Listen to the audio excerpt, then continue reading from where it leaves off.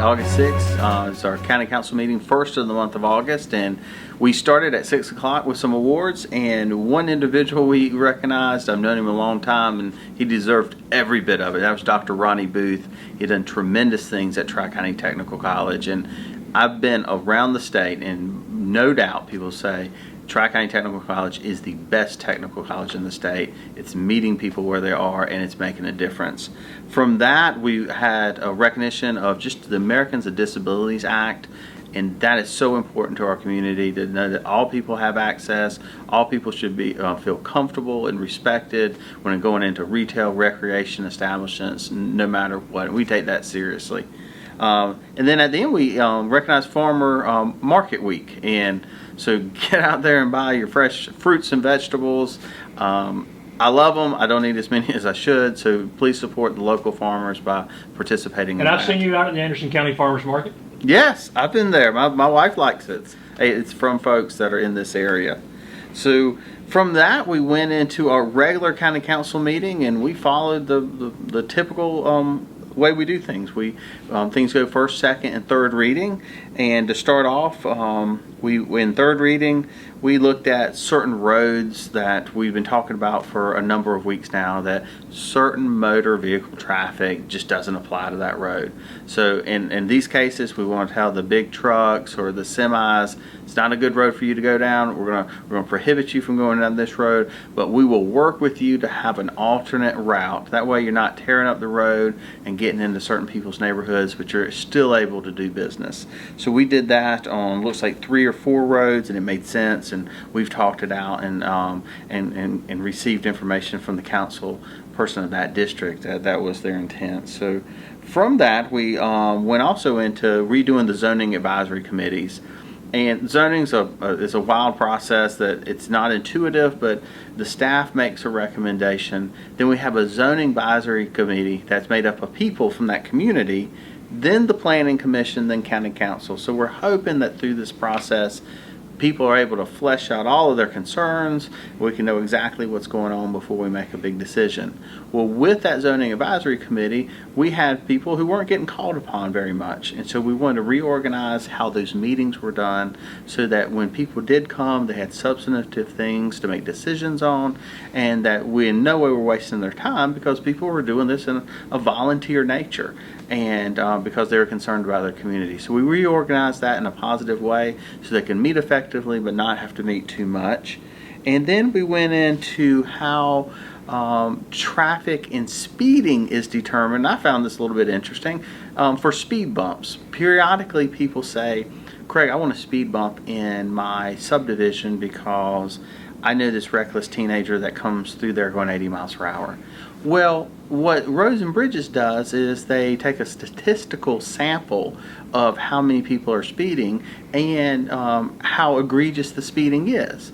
And they use that to determine where the speed bumps should go. Also speed limits, I think they're talking about. Yeah, and determine what the speed limit should be. And so you want to kick out the outliers, the people driving real slow and the people driving real fast, and say, what's the real problem on this road? So we tweaked that formula to allow them to get a more accurate sample to determine whether or not speed bumps could go on the road.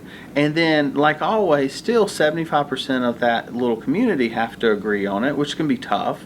And then also they have to work out how to pay for them and the placement of them. So that was an adjustment that we made from a suggestion of staff and from hearing from folks in the community. Then we went into first reading, and we had a zoning issue in District 4 that we had a bunch of people come out. And it's where residential meets commercial. And whenever residential meets commercial, there's concerns, because we're trying to balance the rights of an individual versus the rights of the majority, and people want to maintain the integrity of their neighborhood. So many people spoke and against this, and the developer did not come tonight and talk about his true intentions, well, long term with the property, but had communicated beforehand that they wanted to make a compromise and show the public something that they thought the community would like better. So council voted to move that forward on the condition that They saw hopefully some reconciliation between the developer and the community. It'll be taken up in second reading, where at that time it will either be voted up or be voted down, and the decision will be made then. But with conflicting opinions coming up from the zoning advisory boards, the planning commission, and the staff, people said, okay, we want to give them a chance to reconcile this and talk it out. Maybe it won't happen, but then the decision can be made pretty quickly at the next meeting. It's also a good example of what happens when citizens show up. Oh, If no definitely. citizens had shown up, it might have just sailed right on through. And Well, and I know I talked with many citizens leading up, like others did also, and every citizen gives a different perspective and a point of view. And if you don't live in that area, you can look at the topo and you can look at the maps and you can look at zoning books, but nothing substitutes somebody who lives and works in that neighborhood or that area to say, hey, this is how it'll affect me. And so getting that personal insight from the folks gave clarity that reconciliation needs to happen, or something needs to definitely change. So hopefully that'll resolve in the next couple of weeks, or it will be resolved by council making a decision.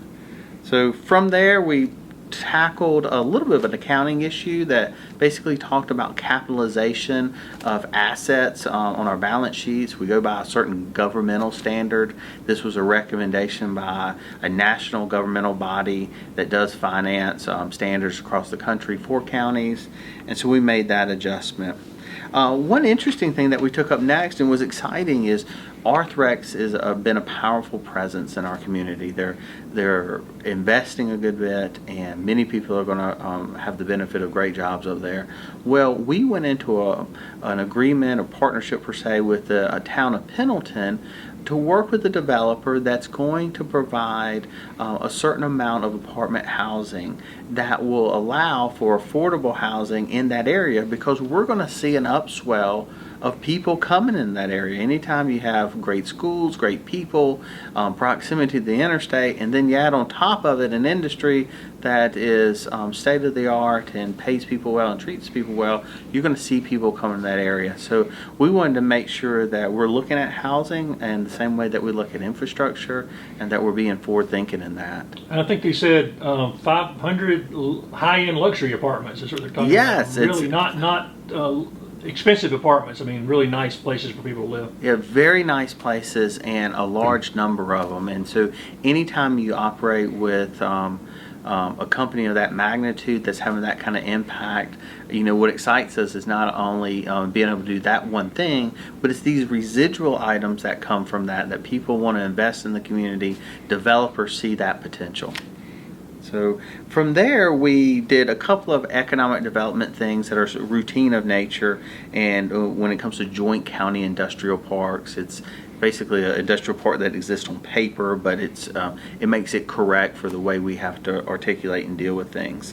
Then we went into 2 resolutions, and I was excited about both of these resolutions. A year or so ago, we worked with Leadership Anderson to put a sign welcoming everybody from Anderson County from Greenville County. Most of you have probably seen it. I find it to be a beautiful sign. I think it looks nice. They did a good job on it. Leadership Anderson did the heavy lifting on that. We were able to help them, with some of the little parts of it in the end.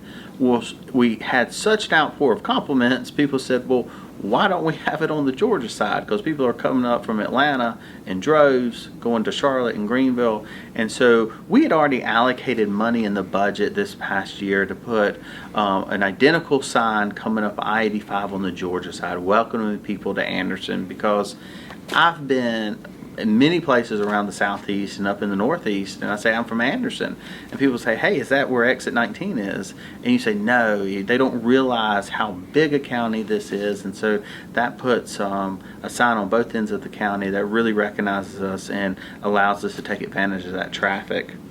Then we went into one thing that I had worked on in the past, and it is a slow-moving project. Anytime you deal with the state, it's a slow-moving project, but it's an exciting one. And everybody knows about the east-west connector and how we have the walkway from roughly Grady's to 81 where Ingalls is. What they may not know is a number of years ago, the state allocated money that was going to allow us to take the connector across 81 and circle all the way back and connect to Ann Med in the YMCA, and then on the other side at Grady's go across Main Street and wind all the way back and connect to the Civic Center. Well, the good part about that is you could run, walk, bike from the Civic Center all the way across town to YMCA, and the way sidewalks are done, you can get most of the way downtown with everything downtown has to offer, and then be able to catch a lot of sidewalk and walking paths through Lindley Park back up towards the Civic Center. So this could be a powerful thing for our community, because people tell me all the time, I love where I live, I want to be able to get out and run, walk, and be able to walk our community in a safe way. And the good news is this money came from the state. And people said, hey Craig, I don't live near it, so I might not use it, or I'm not a runner, walker, or biker, so I might not use it. I'd rather you take that money and do something else. Well, the state said if you don't use the money for your walkway, we're going to take it away, and we're going to send it to, I don't know, Myrtle Beach or Charleston. And I said, well, that's unacceptable. So we took the money, and because our taxpayers pay in and they deserve to have things here, and so we're going to be able to connect that around. It's probably going to be 18 to 24 months before we see it in reality, but we're lining up the process now, and our roads and bridges manager has been on top of it. From there, we moved into what we call road acceptance. So when certain roads meet certain requirements by developers, we take them into county inventory. And so we'll go weeks with not seeing any road acceptance. And then sometimes we'll see, like tonight, many road acceptances that they've gone out and inspected, they've made sure that they've met certain criteria from a development standpoint, and then we take them into county inventory as part of the agreement. From that, I chair the finance committee for the county, and I gave a report. We bought a number of police interceptor SUVs. These are sort of the Ford Explorer SUVs that you see Sheriff McBride's office use. And then we also talked about something that I thought was really positive, a brownfield loan. And for those who aren't familiar with it, because I wasn't, this is a loan that we can get from basically the federal government for insanely low interest, and they forgive 30% of it. So, but it's to allow us to clean up mill sites. Many of us have fond memories and nostalgia of the mills from a long time ago, but what we don't like is seeing the dilapidated ruins of them. And what this is going to allow us to do is go into the Lower Pelzer Mill and the Toxaway Mill site and clean it up and make it potentially to an area that somebody could develop, but at a minimum an area that's not an eyesore and that can be attractive to the community.